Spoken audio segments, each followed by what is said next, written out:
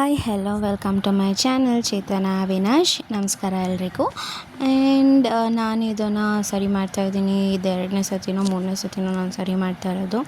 ಇಷ್ಟೇ ನಾರ್ಮಲಾಗಿ ಅದನ್ನು ಗ್ಲೂ ಗನ್ನಿಂದ ಸ್ಟಿಕ್ ಮಾಡಿಬಿಟ್ಟಿದ್ದೆ. ಆ್ಯಂಡ್ ದೆನ್ ಅದಾದಮೇಲೆ ಮತ್ತೆ ಅದು ಬಿತ್ತೋಯ್ತು. ಯಾಕೆ ಅಂತಂದರೆ ನನ್ನ ಮಗ ಸುಮ್ಮನೆ ಇರೋಲ್ಲ. ಅವನು ನಾನು ಏನು ಮಾಡ್ತಿರ್ತೀನಿ ಅದನ್ನೇ ಮಾಡ್ತಾಯಿರ್ತಾನೆ. ಸೊ ಅವಾಗ ಏನೋ ಮಾಡಿದಾಗ ಅದು ಮುರಿದೋಗಿದೆ.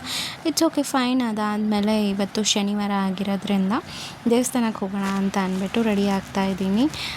ನಮ್ಮ ಅತ್ತೆ ಬಂದುಬಿಟ್ಟು ಅಡುಗೆಗೆ ರೆಡಿ ಮಾಡ್ತಾಯಿದ್ರು. ನನ್ನ ಮಗ ಬರಲ್ಲ ಅಂದ. ಸೊ ಅವನನ್ನು ಬಿಟ್ಬಿಟ್ಟು ನಾನು ಒಬ್ಬಳೇ ಹೋಗ್ಬಿಟ್ಟು ಬಂದೆ. ತುಂಬಾ ಲೇಟ್ ಆಗುತ್ತೆ ಅಂತ ಅಂದ್ಬಿಟ್ಟು ಒಂದು ಹಾಫ್ ಆನ್ ಅವರ್ ವೆಯ್ಟ್ ಮಾಡಿದೆ. ಅದಾದಮೇಲೆ ಬಂದೆ. ಅಭಿಷೇಕ ಮಾಡ್ತಾಯಿದ್ರು ಶಿವಂಗೆ.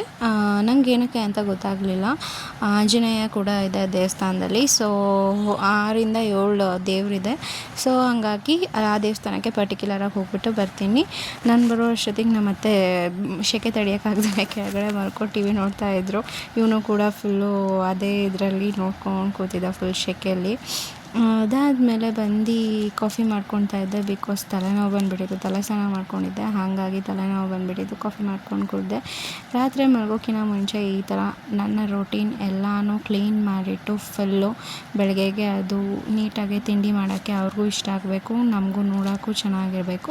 ಆ್ಯಂಡ್ ದೆನ್ ಇದು ಸಂಡೇ ಮಾರ್ನಿಂಗ್ ನಾನು ಸ್ವಲ್ಪ ಮನೇಲಿರೋದ್ರಿಂದ ಸ್ವಲ್ಪ ಪ್ಯಾಂಪರಿಂಗ್ ಮಾಡ್ಕೊಳ್ಳೋಣ. ಯೂಶ್ವಲಿ ಮಾಡಲ್ಲ, ರಜಾ ಆಗಿರೋದ್ರಿಂದ ಮಾಡೋಣ ಅಂತ ಅಂದ್ಬಿಟ್ಟು ಕಡಲೆ ಹಿಟ್ಟು, ಅರಿಶಿನ, ಹಾಲು ಹಾಕ್ಕೊಂಡು ಫೇಸ್ ಪ್ಯಾಕ್ ಹಾಕ್ಕೊಂಡಿದ್ದೆ. ಅದಾದಮೇಲೆ ಈ ಥರ ಸ್ವಲ್ಪ ಗ್ಲೋ ಬಂದಿತ್ತು.